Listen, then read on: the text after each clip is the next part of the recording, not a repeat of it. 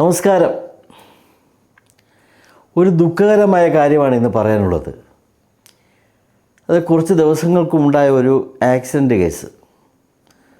അതായത് തിരുവനന്തപുരത്ത് ശ്രീകാര്യത്തിൽ നിന്ന് കഴക്കൂട്ടത്തോട്ട് പോകുന്ന വഴിക്ക് ഇതിനിടയ്ക്കുണ്ടായ ഒരു ആക്സിഡൻറ്റ് എല്ലാവർക്കും അറിയാം. എന്നാലും ഞാനൊന്ന് ഷെയർ ചെയ്യുന്നതേ ഉള്ളൂ. അതായത് രാകേഷ് എന്നെന്തോ മറ്റോണ് അയാളുടെ പേര്, 28 വയസ്സ് അങ്ങനെ എന്തോ ആണ്. അദ്ദേഹം ഒരു പെൺകുട്ടിയായിട്ട് പ്രണയത്തിലായി.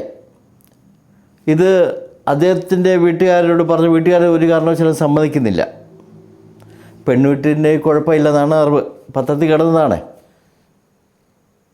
കുറച്ച് നാളായി ഇവർ തമ്മിൽ പ്രണയത്തിലാണ്. അയാളുടെ വീട്ടുകാർ സമ്മതിക്കുന്നില്ല.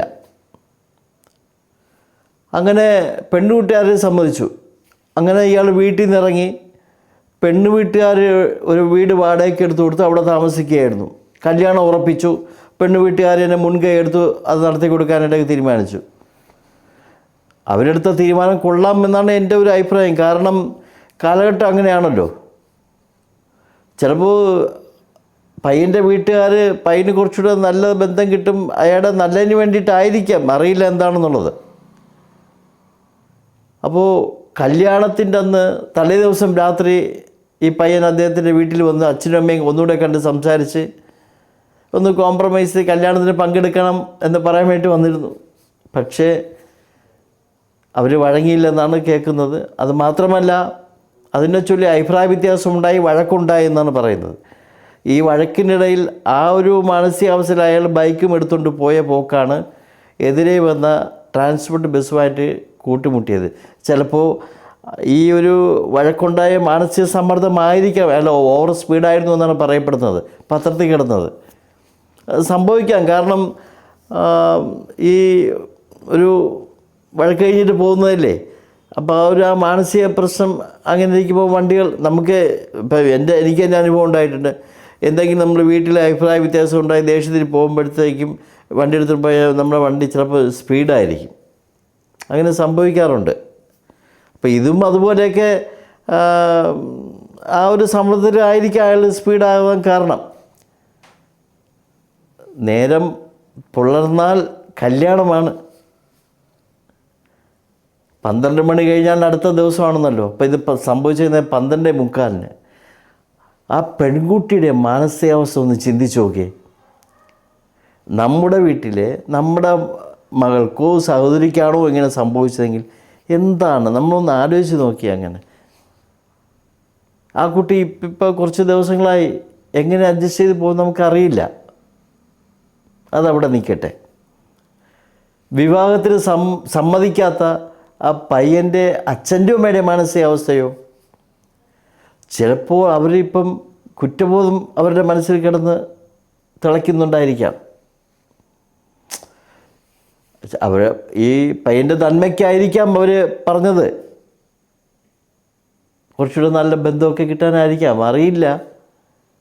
പക്ഷെ അവരുടെ മകൻ നഷ്ടപ്പെട്ടില്ലേ. ഞാൻ അവരോട് ചോദിക്കുന്നു, എന്തിനാണ് ഇങ്ങനെ സമ്മതിക്കാതെ ബലം പിടിച്ചത്? ആ കാലഘട്ടമൊക്കെ പോയി.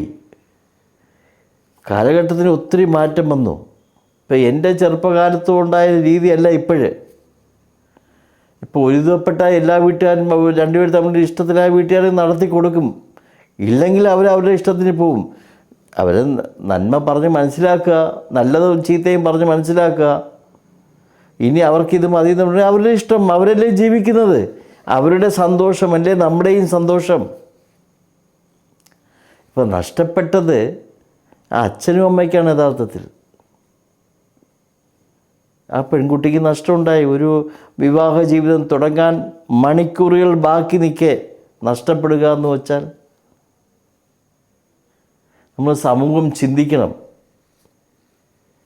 കുട്ടികൾ തമ്മിലിങ്ങനെ ഇഷ്ടപ്പെട്ടാൽ അവരുടെ ഇഷ്ടമാണ് നല്ലതെന്ന് തോന്നുന്നു. നമ്മൾ ചീത്തയാണെന്ന് കണ്ടാൽ നമ്മൾ എന്താ വെച്ചാൽ ബന്ധങ്ങൾ നല്ലതും വരാം ചീത്തയും വരാമല്ലോ. എന്നാലും മാക്സിമം അവരെ കാര്യങ്ങൾ പറഞ്ഞ് മനസ്സിലാക്കി, ഇല്ല വഴങ്ങുന്നില്ലെങ്കിൽ നടത്തി കൊടുക്കുക, അവരെ വിട്ടേക്കുക. ഇതുപോലൊന്നും സംഭവിക്കരുത്. അയാളും നല്ലൊരു വിവാഹ ജീവിതം സ്വപ്നം കണ്ടായിരിക്കും പോയത്. അതുകൊണ്ടാണല്ലോ അച്ഛനമ്മയും പങ്കെടുപ്പിക്കാനായിട്ട് വിളിക്കാനായിട്ട് വന്നത്. ആ സ്പോട്ടിൽ തന്നെ മരിച്ചു എന്നാണ് അറിവ്. അയാൾക്ക് ചിന്തിക്കാനുള്ള സമയം പോലും കിട്ടിക്കാണില്ല. എന്തൊരു കഷ്ടമല്ലേ, എന്തേ ഇങ്ങനെയൊക്കെ സംഭവിക്കുന്നത്? കർമ്മഫലങ്ങളല്ലാതെ എന്തു പറയാൻ?